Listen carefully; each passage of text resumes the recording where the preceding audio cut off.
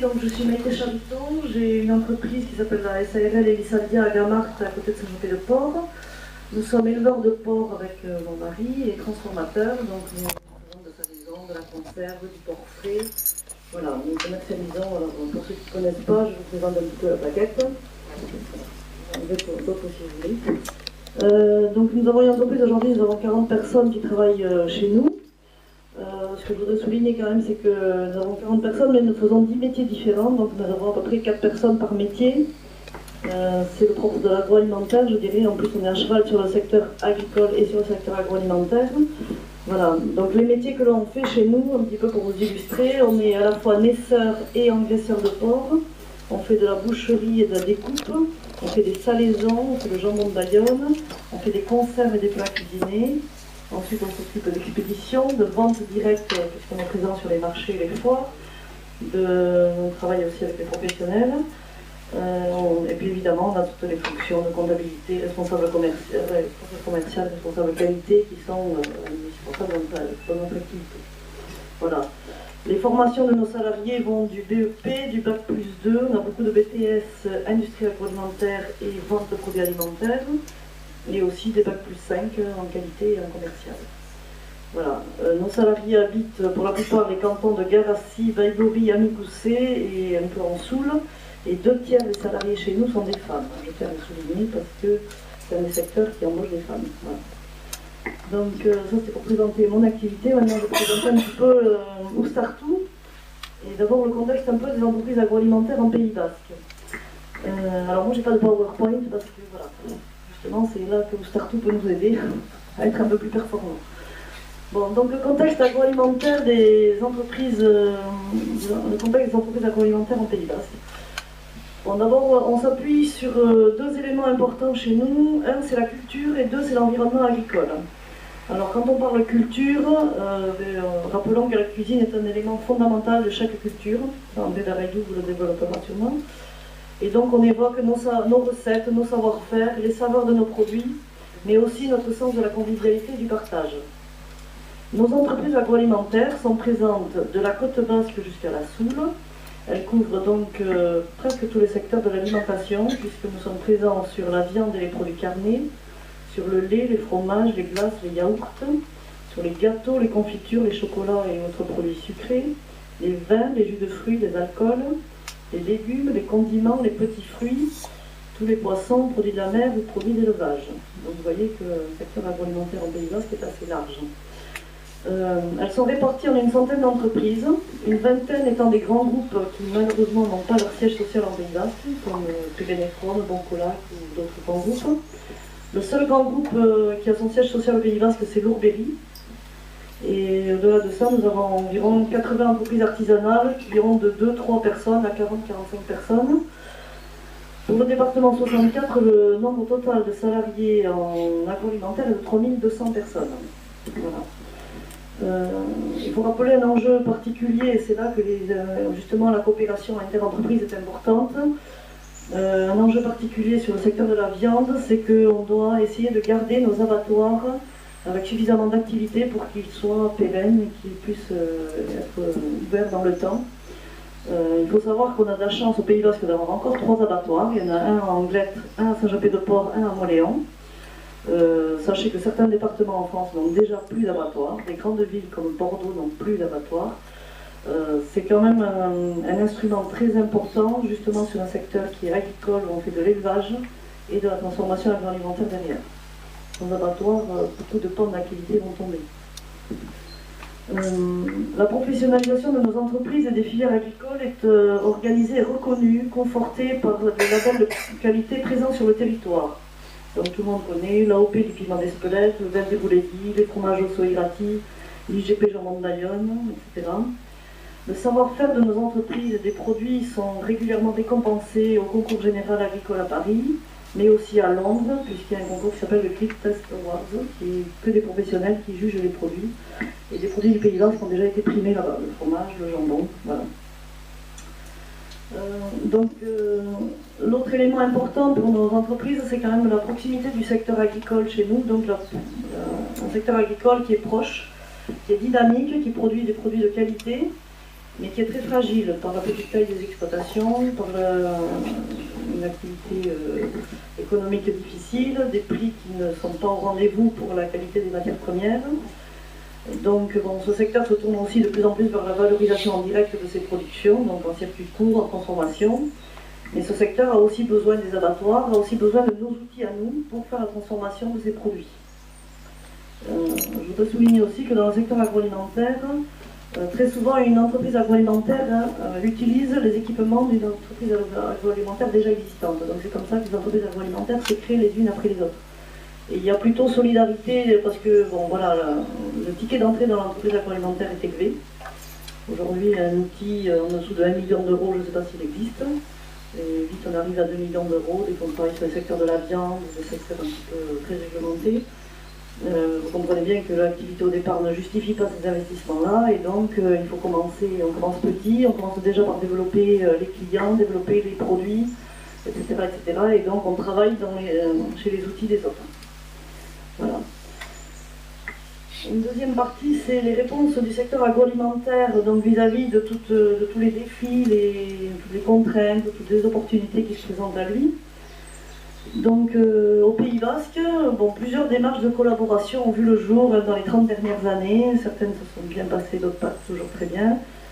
On a quand même franchi quelques étapes. Bon, il faut savoir qu'au Pays Basque, on est quand même assez individualiste. C'est vrai chez les commerçants, c'est vrai chez les entreprises agroalimentaires. Et bon, la caricature, c'est un peu... Chaque charcutier était très fier de son métier, mais très fermé sur lui-même et ne voulait pas collaborer avec le charcutier d'à côté. Je pense que là-dessus, on s'est un petit peu ouvert. Et il y a 6 ans, on a créé un GIE Elochi, qui est un GIE d'achat. Aujourd'hui, il y a 46 entreprises agroalimentaires du Pays Basque, dont une vingtaine de charcutiers qui sont dans ce GIE. Et on s'est mis à négocier collectivement face à des fournisseurs donc, par secteur, sur les emballages, sur les verres, sur le transport, sur les ingrédients. Et donc l'intérêt, c'est qu'on a pu négocier des tarifs plus intéressants, puisqu'on négocie des tarifs collectivement. L'intérêt, c'est que aussi les petites entreprises, ou celles qui démarrent, elles bénéficient tout de suite des mêmes prix que des entreprises plus importantes. Et ensuite, on a aussi ce que disait tout à l'heure Pédio, c'est-à-dire on a des échanges entre chefs d'entreprise, responsables achat, responsables qualité. 2 fois par an, dans l'AG, on se retrouve, on a des échanges informels qui nous aident. Et je pense que là, il y a une conscientisation des chefs d'entreprise qui ont compris que en collaborant sur certains domaines, ils pouvaient obtenir des gains pour leur entreprise, et puis aussi au-delà, éventuellement, travailler ensemble. Donc suite à cette conscientisation, je dirais, il y avait d'autres réunions qui s'étaient mises en place aussi, et donc en 2010, on a créé le cluster Oustartu. Le cluster Oustartu, c'est le cluster agroalimentaire. Alors Oustartu en basque, ça veut dire le joug. Alors Oustartu, le joug, parce que justement, avec ces deux secteurs sur lesquels on s'appuie, l'agricole et l'agroalimentaire, et le fait d'essayer de les relier, de les mettre ensemble. Parce qu'au rugby aussi, ou Startia, ça veut dire la mêlée. Voilà, les joueurs se mettent ensemble pour aller pousser ceux-là d'en face. Voilà, donc on a pris ce thème-là. Alors le cluster Oustartu aujourd'hui comprend 48 membres, 27 entreprises agroalimentaires, 3 établissements scolaires avec l'Institut Jean Agricola de Saint-Palais, le lycée hôtelier de Biarritz, le lycée Saint-Christophe à Saint-Pé-sur-Nivelle, les 3 chambres consulaires, la CCI, la chambre d'agriculture, la chambre de métiers, les agriculteurs organisés en groupement ou en syndicat, ce qui fait l'originalité de ce cluster qui met autour de la table des personnes du monde agricole et du monde agroalimentaire. C'est vraiment une particularité de chez nous, ça ne se fait pas partout, il n'y en a pas beaucoup qui ont fait ça. Bon. Les projets qui ont été menés. Déjà, on a eu une collaboration entre entreprises agroalimentaires et une licence professionnelle qui s'appelle Santé et plaisir par l'alimentation, que a créé le lycée hôtelier de Biarritz, avec une orientation un petit peu vers le secteur agroalimentaire. Et là, je pense que l'intérêt pour nous, c'est aussi que les élèves rencontrent les produits. Jusque-là, même s'ils ont eu des formations hôtelières ou sur la cuisine, ils ont été peu sensibilisés à la qualité du produit. Et je pense que la collaboration avec ces élèves nous permet de les former à ça. On a aussi aidé ces 2 lycées, donc celui de l'hôtelier de Biarritz et le lycée de Évêcart de Saint-Palais, à s'équiper d'un logiciel d'analyse sensorielle. Alors, il faut savoir que le lycée Jean Ricard à Saint-Palais, par exemple, a investi quand même dans un outil d'analyse sensorielle. Il y en a quand même pour 1 million d'euros, c'est pas rien, avec plusieurs cabines de dégustation. Et donc on les a aidés à choisir le logiciel d'analyse sensorielle et puis on leur a donné aussi une petite aide financière de 5 000 euros. Et donc cet outil maintenant est prêt. Et voilà, alors donc sur le territoire il existe un super outil d'analyse sensorielle, il existe plein d'entreprises agroalimentaires qui ne font pas beaucoup d'analyse sensorielle. Et l'intérêt dans le cluster, c'est un petit peu de booster l'opération, c'est-à-dire d'aider à faire se rapprocher des gens qui sont bien équipés et des entreprises agroalimentaires pour les inciter à aller vers l'analyse sensorielle de façon à améliorer les produits. Nous avons participé l'année dernière à une action collective au Salon Gastronomica à Saint-Sébastien. Nous participons aussi à des formations intercluster transversales sur le management, l'animation des sites internet, etc. qui ont lieu actuellement. Le prochain projet, ce sera de créer un groupement d'employeurs. Alors, justement, on tombe en plein dans toutes les notions qui ont été évoquées tout à l'heure. Je pense qu'aujourd'hui, l'intérêt du cluster, c'est de mettre en commun les problématiques que nous avons. Alors, sur le management, par exemple, le management, mais l'intégration des salariés, la formation de ces salariés. En secteur agroalimentaire, c'est pas un secteur qui attire en premier les jeunes, donc on récupère beaucoup de gens qui n'ont pas de formation initiale. Donc il faut former à ce secteur.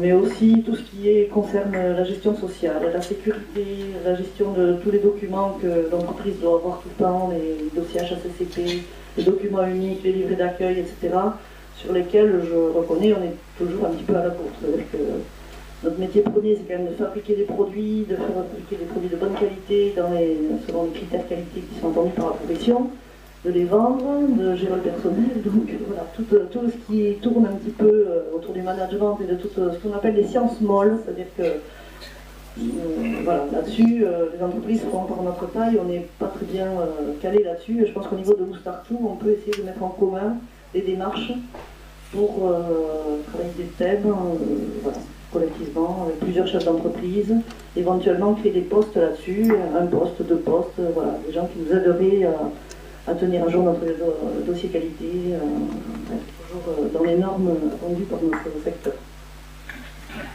Voilà. Et ensuite, en troisième point, je vais parler un petit peu des marques collectives. C'est un petit peu la demande de Emen qui disait de donner un exemple un petit peu des marques collectives au niveau du secteur agroalimentaire. Alors je vais parler un petit peu de la marque territoriale, sur laquelle on a travaillé pendant plusieurs années de manière en intercluster, même si c'est le cluster agroalimentaire qui était le premier demandeur de cette marque. Bon, il y a eu beaucoup de groupes de travail, beaucoup de personnes ont été impliquées dans cette réflexion. Un élément fondamental qui est sorti quand même de toute cette réflexion, c'est que cette marque territoriale ne pouvait s'appuyer que sur de la qualité. C'est-à-dire que ce n'est pas une simple marque marketing, cette marque territoriale, si elle voit le jour, le consommateur doit pouvoir identifier un certain nombre d'engagements et une qualité liée à cette marque territoriale. Donc, on avait défini que par exemple tous les signes officiels de qualité existants, les AOC, etc. du territoire devaient être présents dans la marque territoriale évidemment, mais aussi d'autres secteurs qui n'ont pas de marque de qualité aujourd'hui, donc qui ne proposent plus sur des recettes, la charcuterie comme le jambon de Bayonne, qui sont plus des éléments de savoir-faire mais qui n'ont pas de protection. Donc chaque filière devait garder la responsabilité de la création de l'évolution de son cahier des charges. Donc on avait défini des filières, filière lait fromage, filière viande, filière gâteaux et produits sucrés, filière poisson, filière vin et alcool. Donc chaque filière devait mettre en place son propre cahier des charges. Alors c'est un projet très ambitieux et qui demande forcément des moyens importants et durables dans le temps. Alors les points qui ont pour l'instant un peu freiné la sortie de cette marque territoriale, bon déjà il y a eu un peu une divergence sur l'origine de la matière première. Alors certains veulent une marque territoriale Pays Basque, 100% matière première du Pays Basque. Alors ça c'est possible pour les AOC, puisque le piment d'Espelette est à Espelette, le vin d'Hérolegui est à Hérolegui, c'est facile. Mais voilà, quand on travaille sur des recettes, comme je dis, le gâteau basque, la charcuterie, voilà, la choix, la matière première ne vient pas 100% du Pays Basque. Donc on a même vu des recettes un peu, comme par exemple sur Toulouse, il y a du hachois qui est élaboré avec des pommes de terre dedans, alors que tout le monde sait qu'on ne met pas de pommes de terre dans la recette du hachois. On a même vu des boîtes de sardines, écrit boîte de sardines de Saint-Jean-Pied-de-Port. C'est bien connu. Ça c'est pour vous expliquer que c'est grave. On arrive vraiment sur des choses... voilà. Et donc, et le deuxième point, on parle le débat sur la matière première, mais qui à mon avis peut se résoudre parce qu'on peut créer une marque territoriale un peu hors, je dirais, ou 3 étoiles avec 100% matière première, et une marque territoriale plutôt liée sur le savoir-faire et l'élaboration des produits.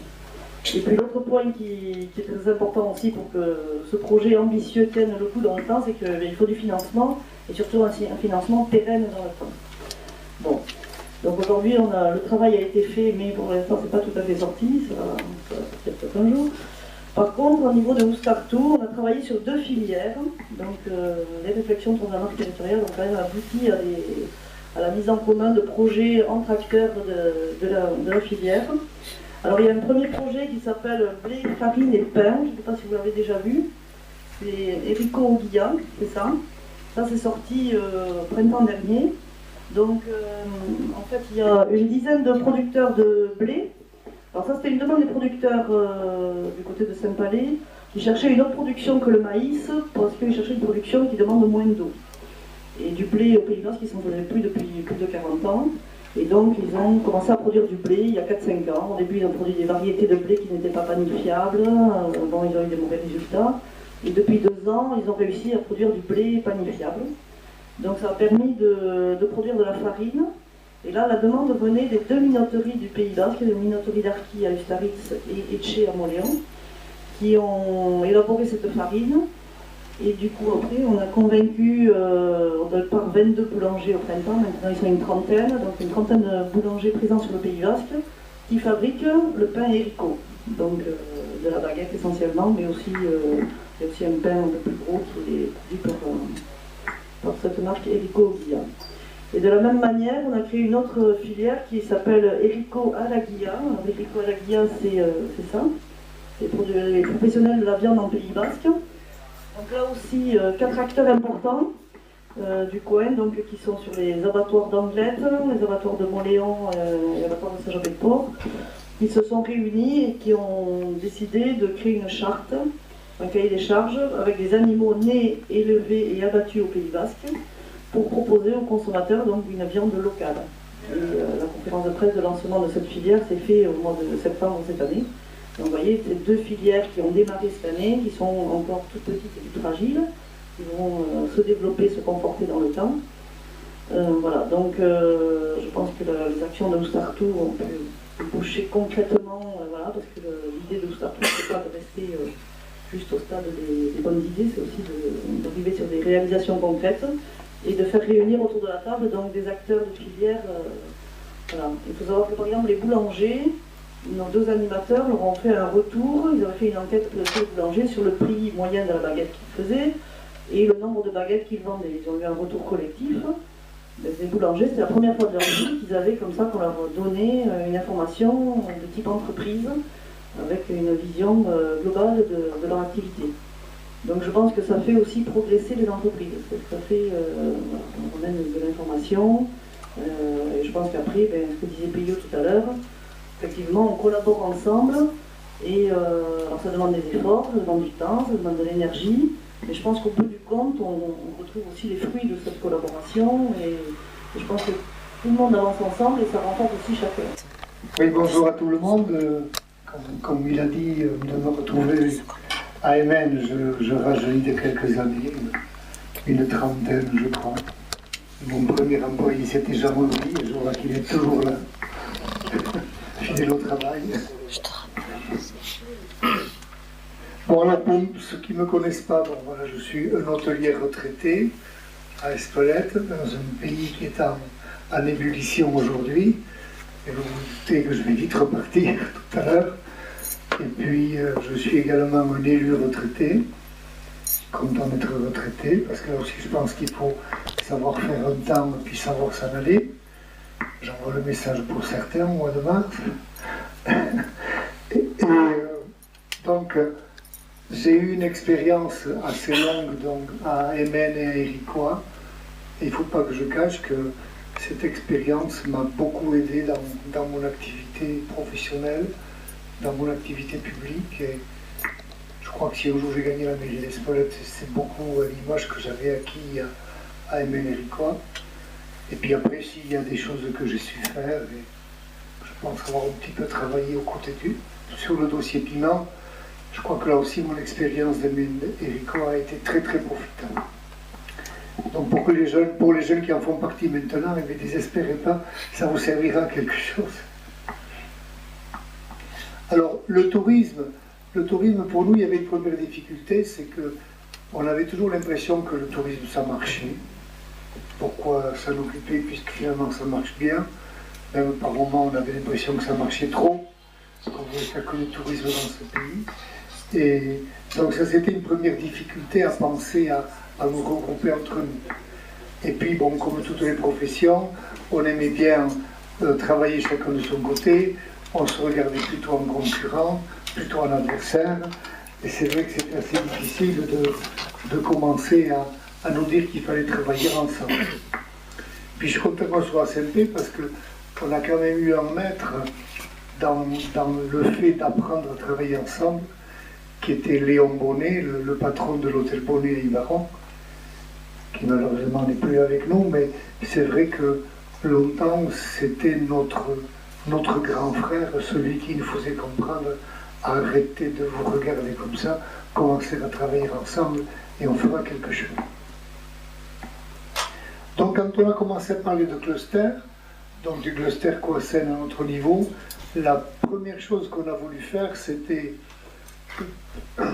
Payot disait tout à l'heure, d'être réaliste, c'était de faire un petit peu le bilan de notre situation, un bilan qui était tout d'abord commercial, se rendre compte que si peut-être à l'époque nos concurrents touristiques étaient en France, maintenant nos concurrents en tourisme, ils sont dans le monde entier.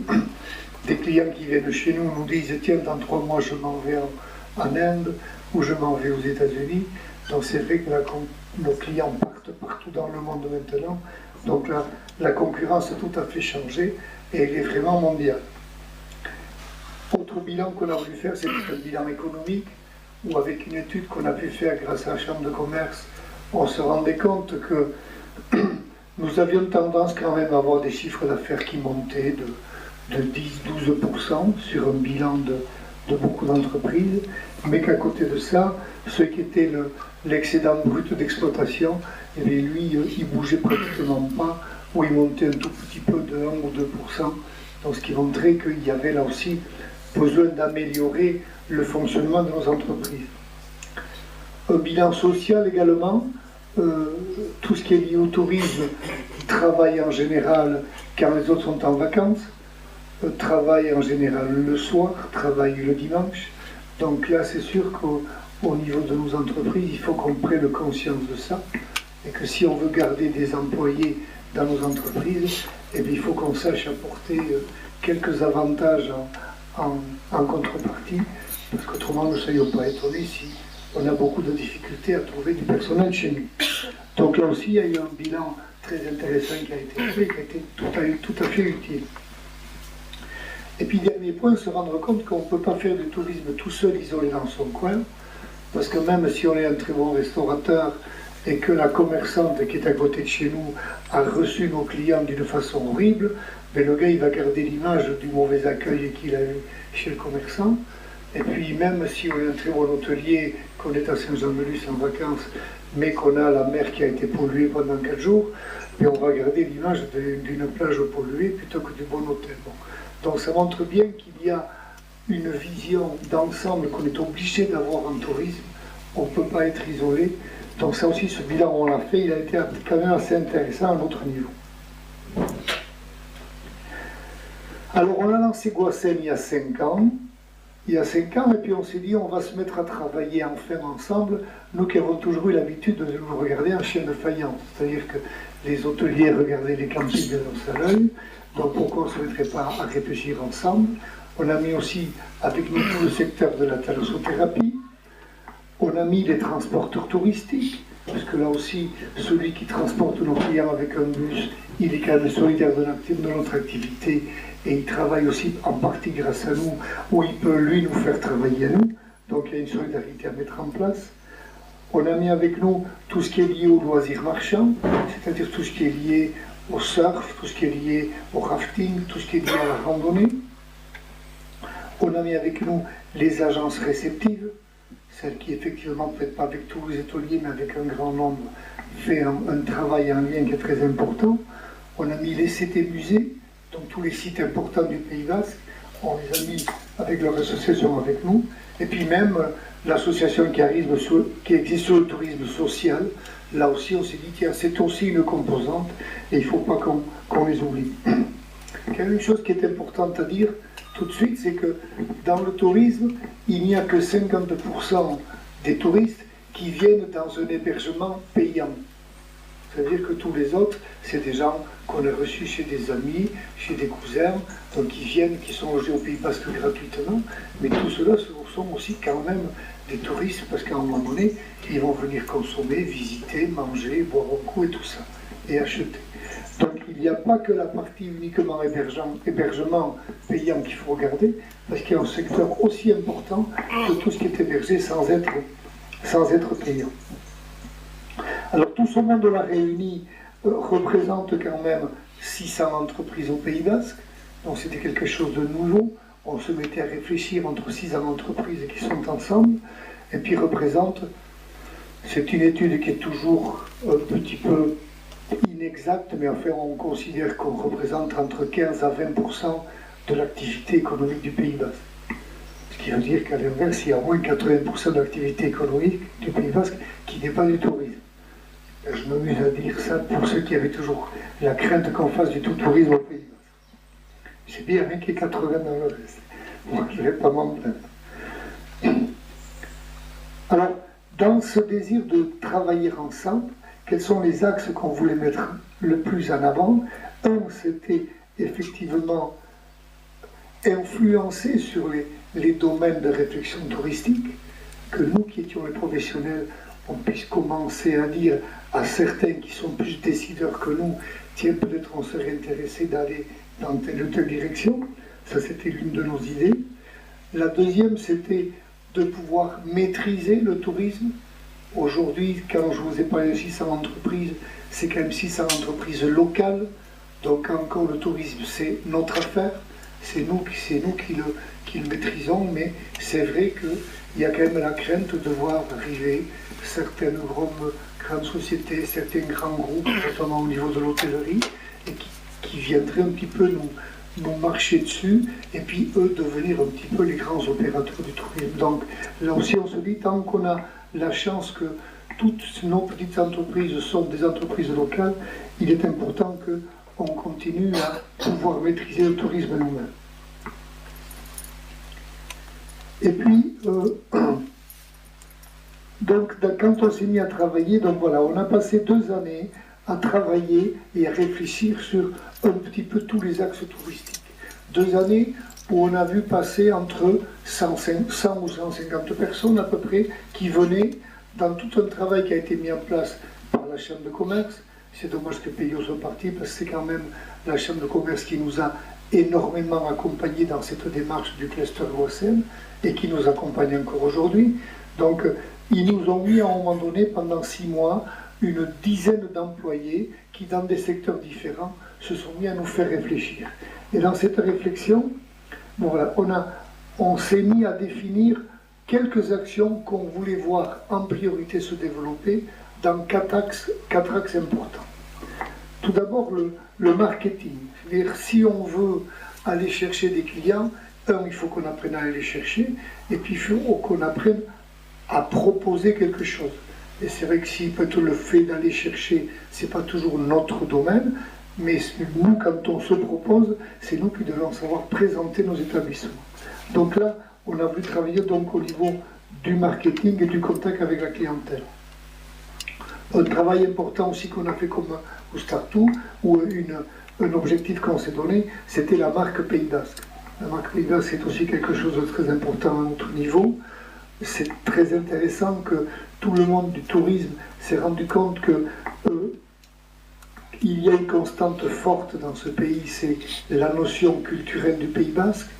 Il y avait assez longtemps un certain énervement de voir nos dirigeants départementaux vouloir parler d'un tourisme Pyrénées-Atlantique, qui semblerait qu'aujourd'hui commence à comprendre qu'il vaut mieux parler Pays Basque et Béarn dans ce département, mais ce n'est pas gagné tout à fait. Il y a de temps en temps encore des retours de départements de Pyrénées-Atlantiques qui reviennent, et donc là il ne faut pas qu'on lâche dans ce sens-là. Mais c'est vrai qu'au niveau de la marque, cette constante est bien ressentie par l'ensemble des professionnels du tourisme, et ils ont conscience que la culture basque est un atout touristique.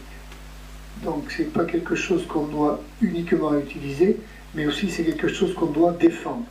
Et là, la démarche de la marque Pays Basque a été très intéressante dans cette démarche vis-à-vis de l'identité de la culture basque.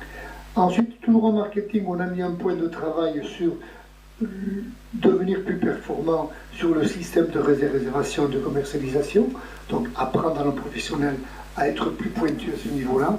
Et puis, dernier point, c'était comment redévelopper le tourisme d'affaires, sachant qu'il y a un tourisme d'affaires, on va dire, de grands congrès qui est déjà développé par Biarritz, mais tout le monde n'est pas capable de recevoir 600 ou 700 personnes d'un coup. Il y a beaucoup de tourisme d'affaires qui tourne autour de 15 ou 20 personnes, et celui-là, dans nos établissements, il peut être développé, donc il faut apprendre. Deuxième point qu'on a voulu développer, c'est les ressources humaines.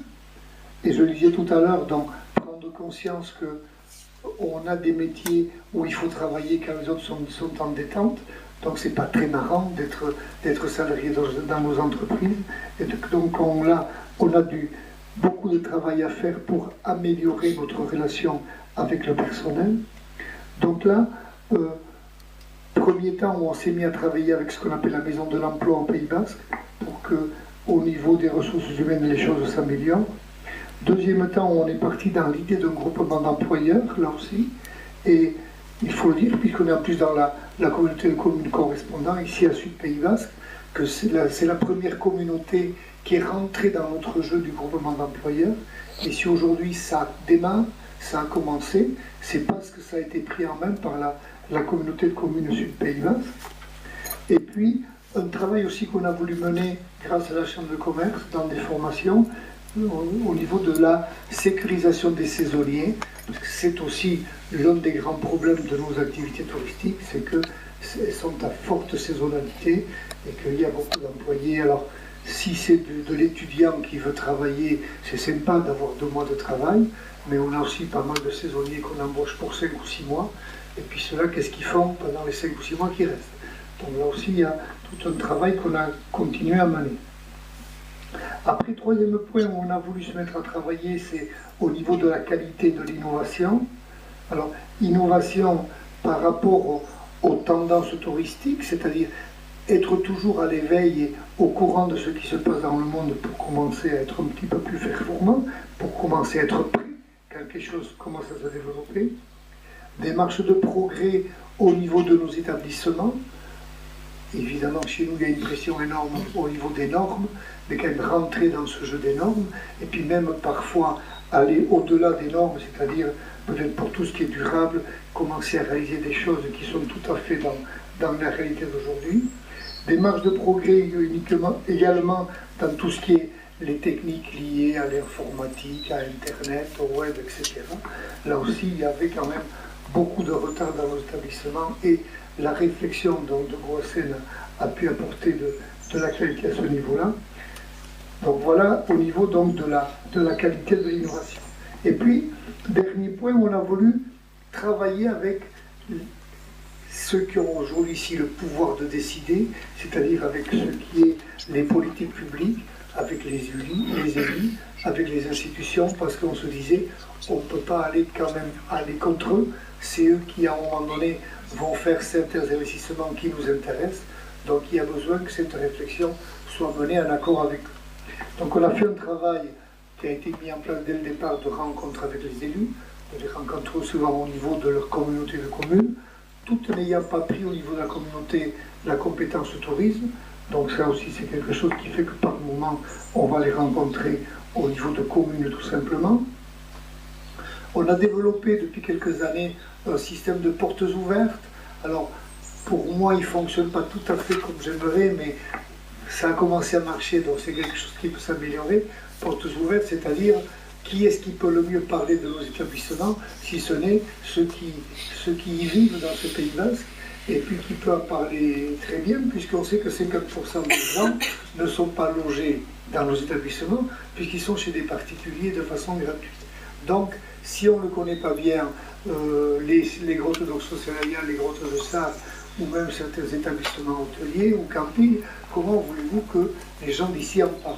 Donc l'idée, c'était de développer le fait de venir voir nos établissements pour que, comme ça, on soit capable d'en parler.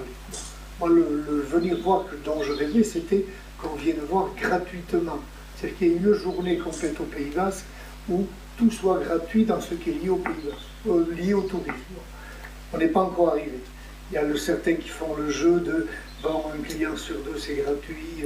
Nos établissements qui font des visites complètement gratuites, des dégustations gratuites. Bon, on avance, mais c'est vrai qu'aujourd'hui, le succès de la journée, je crois, pourra s'améliorer le jour où, alors c'est sûr, c'est eux les plus forts, c'est le musée de la mer, c'est le petit train de la lune, c'est les grottes de Sardes, Oxocelaya.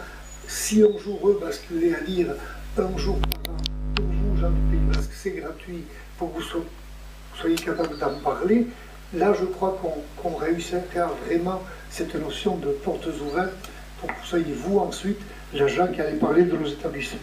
Bon, ça bouge, ça avance, mais on peut faire mieux. Un autre travail qu'on a mené aussi avec les élus, c'est la notion du transport.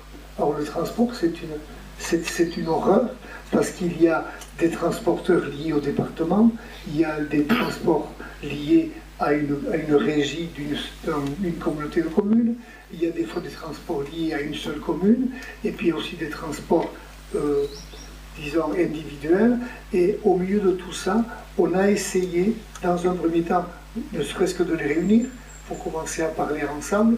Pendant 3 ans, on n'a pas réussi, puis là, il semblerait qu'à la fin de cette année, enfin, on se mettra autour d'une table pour faire un petit bilan de ce qu'est la réalité du transport en commun aujourd'hui et où est-ce que peut-être il y a énormément de doublons, énormément d'horaires qui ne coïncident pas. Il peut y avoir un bus qui arrive d'Andaille à Bayonne, mettons à 10h15, et puis juste le bus qui partait de Bayonne à Saint-Jean-Pied-de-Port, il est parti à 10h10.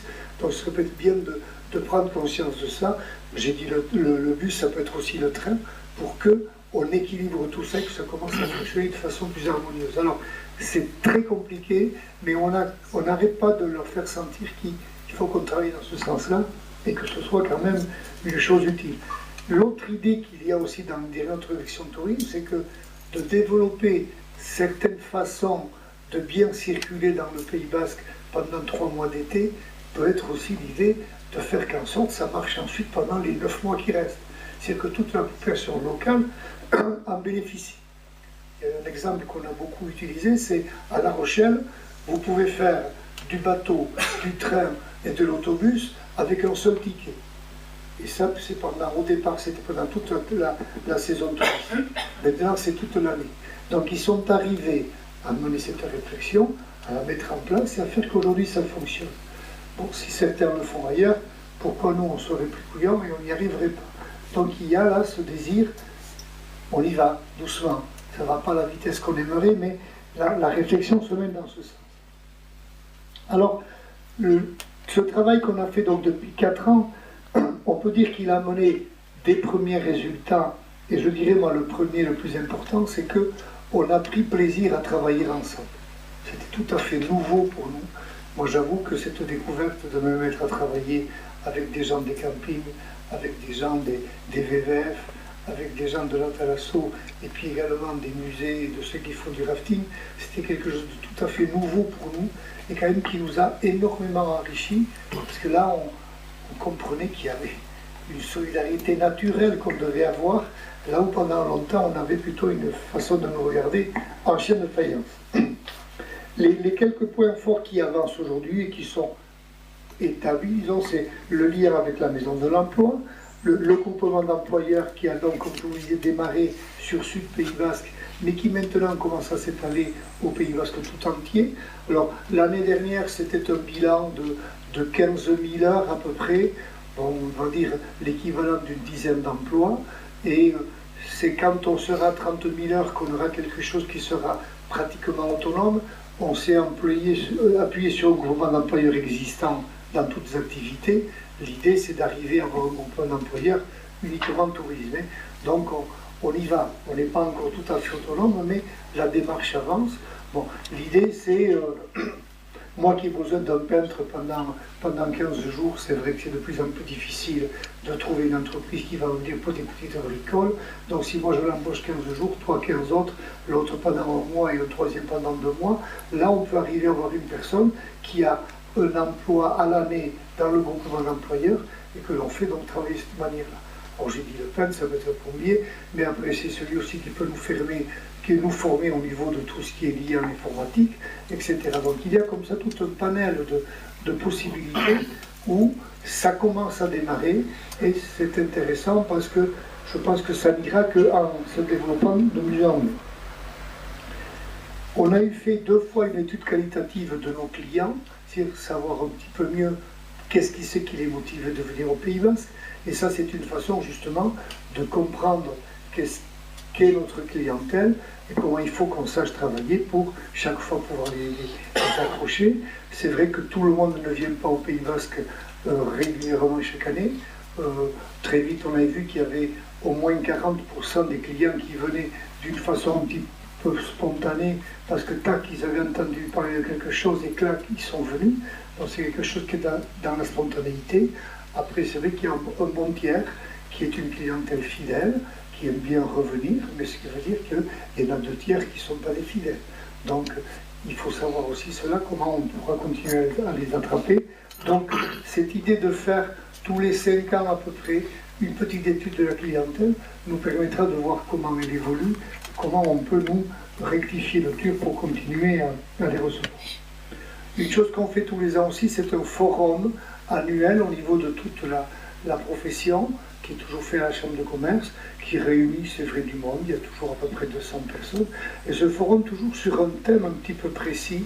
Bon, là, je vous ai cité tout à l'heure La Rochelle, où on fait venir des gens qui sont d'ailleurs, qui ont mené des expériences, et qui viennent nous expliquer comment ça a marché.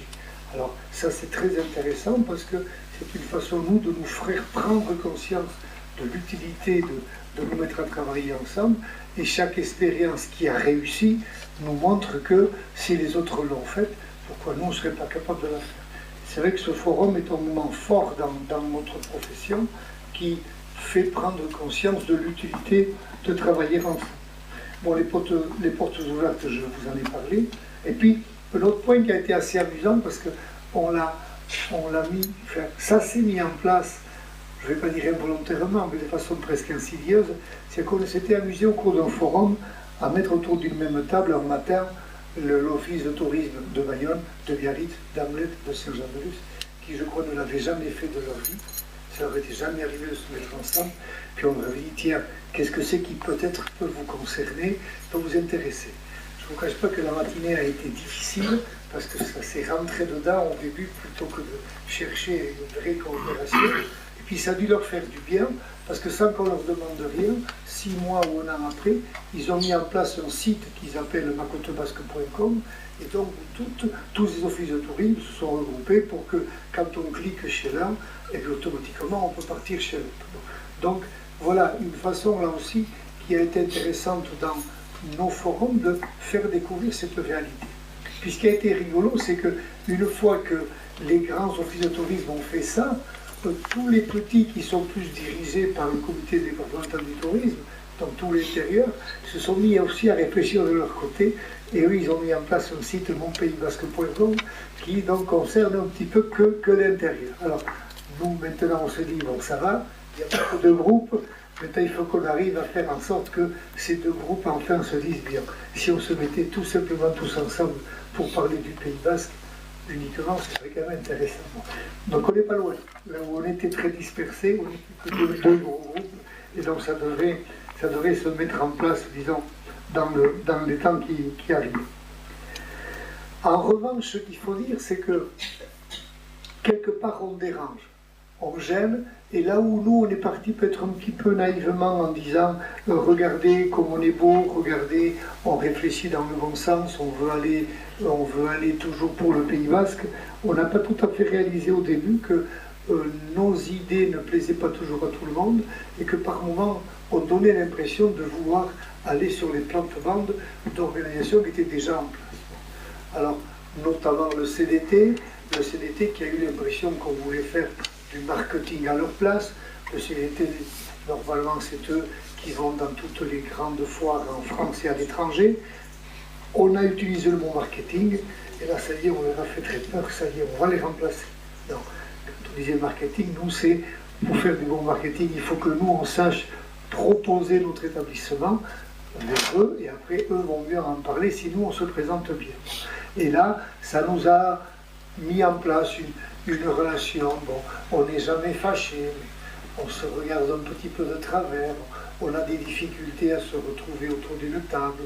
Un jour, on nous a proposé de présenter Goassen au CDT, et puis c'est jamais venu, ça s'est jamais fait. Bon. Donc là, il y a une relation dont on a pris conscience, mais pas tout de suite, et on se dit, là, dans les années qui viennent, on doit beaucoup travailler ce secteur, parce qu'on est vraiment dans du complémentaire, on ne veut pas faire du travail à la place de quelqu'un qui est existant, mais on veut faire du travail à côté, et surtout, leur apporter des idées.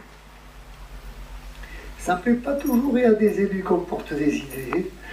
C'est vrai que les élus ont ce défaut de ne pas toujours aimer que la base leur apporte des idées intéressantes. Il faut toujours montrer que c'est eux qui les ont trouvées. Bon, à eux, très assez malin de faire croire que c'est des idées à eux, alors qu'elles sont venues en bas. C'est tout ce que je voudrais leur expliquer. Bon, c'est pas gagné. Et à tout niveau, je crois que c'est très très humain. Et puis l'autre domaine où on a eu des grandes difficultés, c'est quand le groupe des agences réceptives de la côte basque s'est mis à vouloir faire donc du travail au niveau de tout ce qui était tourisme d'affaires. C'est vrai qu'aujourd'hui le tourisme d'affaires, c'est Biarritz Tourisme, c'est eux qui sont les costauds, qui sont bien installés, et qui sont capables de recevoir à Biarritz 400 ou 500 personnes. Mais comme je disais tout à l'heure, quand on reçoit 15 personnes, ça ne les intéresse même pas. Même souvent, ils ont tendance à ne même pas répondre, ce qui n'est pas du tout bon commercialement. Donc un groupe d'agences touristiques de la côte basque, et notamment de Biarritz, s'est mis à se regrouper, s'est mis à mettre en place un certain boulot, et puis s'est fait carrément casser. Et ça a été très dur quand on l'a vécu, c'était mal vécu, parce que des professionnels ont mis de l'argent, aujourd'hui rien n'a démarré, donc cet argent pour l'instant il a l'air d'être perdu. Et là aussi, il y a besoin de recommencer tout un travail pour rencontrer ceux qui croient qu'on va leur prendre leur boulot. Non, c'est pas ce qu'on veut faire. On est en train de vouloir faire quelque chose qui n'était pas très développé aujourd'hui. Donc c'est dans ce sens-là qu'on va aller. Mais on s'est rendu compte, mais là aussi pas tout de suite, qu'on était en train de déranger, de gêner. Donc il y avait besoin de raccorder un petit peu les violons pour qu'on puisse aller dans le bon sens. Et puis donc le point que je vous citais, sont celui des transports en commun, où là, ça y est, on va se réunir, on va travailler, et peut-être se rendre compte qu'il y a des bus qui vont dans un certain sens, il y a des trains encore un petit peu qui fonctionnent, et là, il y a quelque chose qui peut se mettre en place pour que, dans un premier temps, le touriste se promène relativement facilement avec le transport en commun, mais pourquoi pas derrière, que si ça marche en été, ça puisse petit à petit se développer et se mettre en place sur l'ensemble de l'année et nous intéresser à ce moment-là tous pour des balades qu'on ferait d'une façon aussi agréable que toujours en train de conduire notre voiture. Donc voilà la méthode de travail qu'on a voulu mettre en place au niveau de Goassen. Aujourd'hui, les quelques conflits qu'on a eus, on ne va pas le cacher, nous ont foutu un pet sur le ciboulot. C'est vrai qu'on a eu une petite assemblée de toute l'équipe dirigeante récemment où on a pris un coup, on était un petit peu hésitant, comment faut-il repartir. Bon, ça y est, on s'est un peu reboosté, on est en train de repartir dans le bon sens, et surtout parce qu'on a pris conscience que ce qu'on a déjà mis en place est utile, ce qui est en train d'avancer et qui va s'améliorer est très utile, et que donc la notion de voir le tourisme d'une façon globale est quelque chose qui est indispensable et dont on a pris cette fois-ci, je crois, définitivement conscience. Et c'est vrai que de ce côté-là, de façon très très intéressante, on n'a pas senti de professionnels qui s'opposaient à la notion de bosser ensemble. C'est quelque chose qui est en train vraiment de rentrer dans nos têtes, alors que, bon, il ne faut pas le cacher, il y a 10 ans, moi le premier, je regardais mes voisins d'Espelette en concurrent. Maintenant, on a appris, disons, à bosser ensemble. Voilà, si vous avez quelques questions, si vous n'en avez pas, je vais vous avouer que je vais partir à la fête du dimanche. Oui. Pardon. Alors, le forum, on le faisait toujours en novembre. Je pense que cette année, il ne va pas être en novembre, justement pour la petite période un petit peu bousculée. Je pense qu'il est prévu on va le prévoir dans le printemps, cette année le printemps, janvier, février, mars, par là. Toujours aux être en dehors de la saison touristique. On a tous aussi des moments où on est la tête dans le guidon et on est dur de sortir de chez nous. Oui, madame. Pourquoi vous ne touchez pas les comités d'entreprise qui ont un budget énorme, qui font beaucoup de tourisme et qui drainent chaque fois 400-500 personnes? Non, mais voilà. Non, mais ça c'est déjà fait. Biarritz Tourisme est très performant à ce niveau-là, au niveau du tourisme d'affaires. Et puis, c'est vrai qu'il y a sur l'hôtellerie Biarrotte possibilité de loger 500 personnes dans la même ville, ce qui est quand même très important.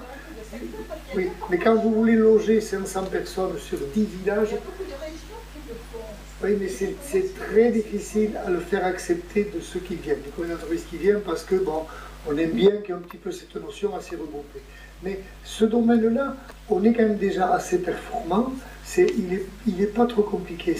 À côté de ça, il y a des petites entreprises qui sont avec 15-20 personnes et qui ont envie, des fois, tiens, on va les faire comme ça, un petit congrès d'affaires pour notre entreprise vers le Pays Basque. Et là, aujourd'hui, il y avait ce point que par moment tendance, là, une première tendance, c'était que Biarritz Tourisme avait l'air un petit peu de les oublier parce que, bon, c'était pas vraiment leur domaine, et que des agences réceptives le font déjà, mais l'idée, je parlais de se regrouper, c'était se donner plus de performance, être plus costaud, aller mieux pénétrer dans toute la clientèle en France et à l'étranger. Donc c'était ça leur démarche. C'était surtout pas vouloir dire on remplace Biarritz Tourisme. Bon, ça a été mal perçu, il y a besoin de remettre des choses en ordre, et puis j'espère que ça s'arrangera. Mais c'est vrai que ça fonctionne déjà, c'est pas quelque chose qui est complètement nul, mais on peut l'améliorer très nettement. Et ça, pour des périodes non saisonnières, des établissements comme nous, ça nous intéresse énormément parce qu'on a la capacité de recevoir facilement 15, 20, 30 personnes, même en chambre individuelle. Voilà. C'est compliqué quand c'est ça. Bon, moi, je l'ai vécu certaines fois où on avait à Ainois, à Selpé, à Espelette, à Itsasou.